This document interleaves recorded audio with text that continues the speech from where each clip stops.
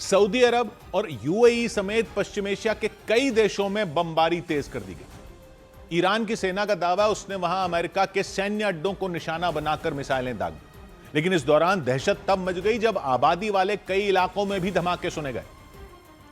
और हमले की सबसे खौफनाक तस्वीर इजराइल के पड़ोसी देश जॉर्डन से सामने आई।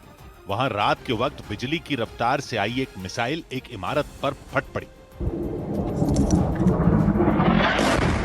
वो मिसाइल इमारत से टकराई तो जबरदस्त धमाका हुआ।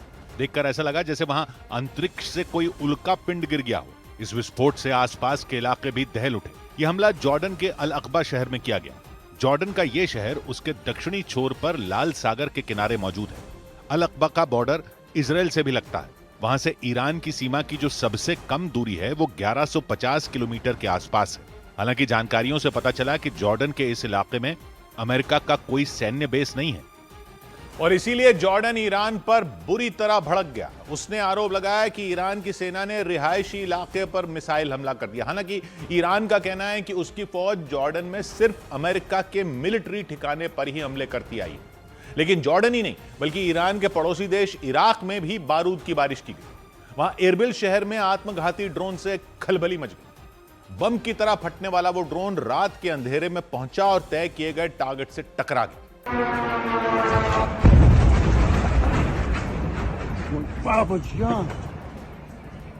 ड्रोन के फटते ही जोरदार ब्लास्ट हुआ। इस दौरान आंखें चौंधिया देने वाली रोशनी हुई। कुछ देर के लिए तो रात का अंधेरा भी गायब हो गया। हमला होते ही आसपास मौजूद लोग डर के मारे सहम गए। वो दौड़ पड़े ये देखने के लिए कि वो ड्रोन कहां गिरा। यह हमला इराक के इरबिल शहर में किया गया। इस शहर में अमेरिका की सेना का एयरबेस मौजूद है। ईरान की फौज ने उसी अमेरिकी अड्डे को निशाना बनाने का दावा किया और यह हमला ऐसे समय पर किया गया जब इजराइल की हवाई बमबारी में ईरान के सुरक्षा प्रमुख अली लारिजानी की मौत हुई। दावा है कि लारिजानी की मौत का बदला लेने के लिए ही ईरान ने पश्चिम एशिया में मौजूद अमेरिकी सैन्य अड्डों पर हमले और बढ़ा दिए और इसी कड़ी में उसने यूएई पर भी प्रहार किया। यूएई के दुबई समेत कई शहरों में ड्रोन से मिसाइलों से हमला किया। दुबई के बताया जा रहा है एक वीडियो में देखा कि वहां आसमान में एक साथ कई मिसाइलें पहुंच गई। हालांकि इससे पहले कि वो मिसाइलें टारगेट से टकराती यूएई का एयर डिफेंस सिस्टम एक्टिव हो गया। उसने जमीन से मिसाइलें दागनी शुरू की और आसमान में मौजूद एक एक मिसाइल को चुन चुनकर बर्बाद करने में जुट गया। खौफ से भर देने वाली इन तस्वीरों को वहां जिसने भी देखा वो बुरी तरह डर गया, क्योंकि उनमें एक भी मिसाइल जमीन पर गिरती तो भारी नुकसान हो सकता। हालांकि यूएई का दावा है कि उसके एयर डिफेंस सिस्टम ने ईरान की तरफ से भेजी गई सारी मिसाइलें मार गिराई। ईरान की सेना ने बताया कि उसने वो मिसाइलें यूएई में अमेरिका के सैन्य अड्डे को दहलाने के लिए भेजी थी। यूएई में अमेरिका का जो एयरबेस है उसका नाम है अल दफरा। ये सैन्य अड्डा अबू धाबी के दक्षिण में महज 40 किलोमीटर की दूरी पर। ईरान की सीमा वहां से करीब 350 किलोमीटर दूर है। लेकिन ईरान से कोई मिसाइल छोड़ी जाए अल दफरा एयरबेस के लिए तो उसे पहले फारस की खाड़ी को पार करना होता और फिर वो दुबई के आसमान में पहुंचती। दुबई से भी आगे बढ़ने के बाद अबू धाबी आता और अमेरिकी एयरबेस तो उससे भी आगे है। यानी अल दफरा एयरबेस तक जाने के लिए ईरान की मिसाइल को दुबई और अबू धाबी दोनों को पार करना होगा। इसी बीच यूएई का दावा है कि उसने ईरान से आई कई मिसाइलों को दुबई में ही मार गिराया। यानी मंजिल पर पहुंचने से पहले ही बीच रास्ते में उनका शिकार कर लिया गया। लेकिन ईरान का दावा है कि उसकी कई मिसाइलें बिल्कुल निशाने पर लगी। उसने इस हमले को अपने सुरक्षा प्रमुख अली लारिजानी की मौत के बदले की कार्रवाई बताया। लेकिन यूएई में उस वक्त खलबली मच गई जब ईरान की एक मिसाइल का मलबा वहां ऑस्ट्रेलिया के भी एयरबेस तक पहुंच गया। यूएई में ऑस्ट्रेलिया का भी सैन्य अड्डा है और उसे यूएई और ऑस्ट्रेलिया की वायुसेना मिलकर चलाती है। यह एयरबेस दुबई से करीब 25 किलोमीटर दूर उसके दक्षिण में है। जानकारी के मुताबिक वहां ऑस्ट्रेलिया के 100 से ज्यादा सैनिक तैनात हैं और ऑस्ट्रेलिया के प्रधानमंत्री एंटनी अल्बनीज ने सैन्य ठिकाने के पास मिसाइल का मलबा मिलने की पुष्टि की। उन्होंने बताया कि जंग के दौरान ऐसा पहली बार हुआ जब ईरान की मिसाइल ऑस्ट्रेलिया के एयरबेस के इतने करीब पहुंची। हालांकि उन्होंने साफ किया कि इस घटना में ऑस्ट्रेलिया के किसी भी सैनिक को कोई भी नुकसान नहीं पहुंचा। लेकिन माना जा रहा है कि ईरान ने यूएई समेत पश्चिम एशिया के अलग अलग देशों पर हमले कर अपने खतरनाक इरादों को जाहिर कर दिया। उसने साफ किया कि वो सुरक्षा प्रमुख लारिजानी की मौत के बाद चुप नहीं बैठने वाला।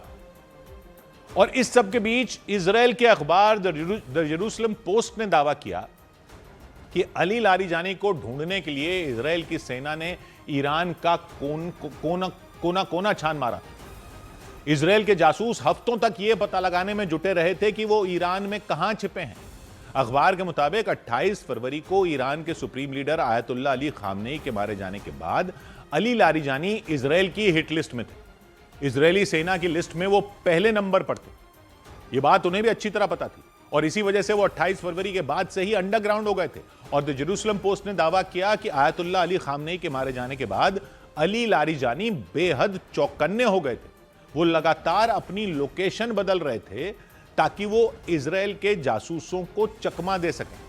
दूसरी तरफ इजराइल ने भी उन्हें ढूंढने में अपनी पूरी ताकत लगा दी थी। इजराइल की खुफिया एजेंसी मोसाद के जासूस दिन रात ईरान में अली लारिजानी की तलाश में जुटे थे। ईरान का कोना कोना छाना जा रहा था, लेकिन उनकी लोकेशन और उनके ठिकाने का पता लगाना कोई आसान काम नहीं था। दावा किया गया कि अली लारिजानी छिपने और जासूसों को चकमा देकर बच निकलने में माहिर थे। इस बात का भी दावा किया गया कि उन्होंने कई ऐसे गुप्त ठिकाने बना रखे थे जिनके बारे में उनके अलावा किसी को पता नहीं था। तो इजराइल के अखबार के मुताबिक पिछले 15 दिन से इजराइल और अली लारिजानी के बीच लुका छुपी का खेल चल रहा था। अली लारिजानी यह ठान चुके थे कि वो किसी भी सूरत में इजराइल के हाथ नहीं आएंगे, जबकि इजराइल ने भी कसम खा रखी थी कि जब तक वो उन्हें नहीं मार देता तब तक वो चैन से नहीं बैठेगा। तो दावा यह किया गया कि पिछले 2 हफ्तों के दौरान इजराइल ने अली लारिजानी को ढूंढने के लिए एड़ी चोटी का जोर लगा दिया, लेकिन इसके बाद भी इजराइल अली लारिजानी का पता नहीं लगा सका था। हालांकि 13 मार्च को वो तेहरान की सड़कों पर भी नजर आए थे। वो कुछ दिवस का दिन था। उसे यरूशलेम पर इजराइल के कब्जे के विरोध में रमजान के आखिरी शुक्रवार को मनाया जाता है। दावा किया गया कि उस दिन ईरान के राष्ट्रपति और ईरान के विदेश मंत्री के साथ अली लारिजानी भी तेहरान की रैली में शामिल हुए थे। इजराइल के अखबार के मुताबिक उसी दिन उन्होंने अमेरिका और इजराइल को ललकारा भी था। उन्होंने चेतावनी दी थी कि अगर अमेरिका और इजराइल ने ईरान पर हमले नहीं रोके तो उन्हें ऐसा जवाब मिलेगा जिसकी उन्होंने कल्पना तक नहीं की होगी। उसके बाद अली लारिजानी फिर से गायब हो गए। इजराइल के मीडिया के मुताबिक 16 मार्च को इजराइल के एक जासूस को उनकी लोकेशन मिली। 16 मार्च को वो तेहरान के बाहरी इलाके में मौजूद एक मकान में छिपे हुए थे, ऐसा पता लगा। दावा किया गया वो मकान अली लारिजानी की बेटी का था। तुरंत इसकी जानकारी इजरायली सेना को दी गई। इसके बाद इजराइल की सेना ने बिना देर किए अपनी एयरफोर्स को हमले का आदेश दे दिया और आदेश मिलते ही इजराइल के लड़ाकू विमानों ने उस मकान पर एक के बाद एक मिसाइलें गिरा दी। इजराइल के मीडिया ने दावा किया कि वहां की सेना के हमले में अली लारिजानी के साथ उनके बेटे मुर्तजा लारिजानी की भी मौत हो गई। खबरों के मुताबिक मिसाइल हमले की वजह से अली लारिजानी का शव मलबे में दब गया था और उनके शव की पहचान उनकी अंगूठी से की गई। इधर ईरान ने दावा किया कि इजराइल ने उसके गैस प्लांट पर हमला कर दिया। ईरान के सरकारी मीडिया ने दावा किया कि दक्षिण पार्स और बुशहर प्रांत में मौजूद देश के प्राकृतिक गैस क्षेत्रों पर हमला हुआ। फारस की खाड़ी के पास मौजूद दक्षिण पार्स क्षेत्र दुनिया के सबसे बड़े प्राकृतिक गैस भंडारों में एक है। रूस ने ईरान के सुरक्षा प्रमुख अली लारिजानी की हत्या किए जाने की कड़ी निंदा की। रूसी राष्ट्रपति के दफ्तर क्रेमलिन के प्रवक्ता ने इजराइल के इस हमले को गलत बताया।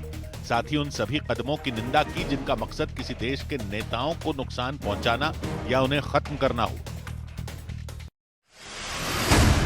खबर है कि इजराइल ने दक्षिणी लेबनान में मौजूद संयुक्त राष्ट्र की शांति सेना के ठिकानों पर हमले की बात मान ली। 6 मार्च को इजराइल के टैंक से शांति सेना की पोस्ट पर गोले दागे गए थे। उसमें घाना के 3 शांति सैनिक घायल हो गए थे। 15 मार्च को भी वहां के एक दूसरे इलाके में शांति सेना के ठिकाने पर गोलीबारी हुई थी।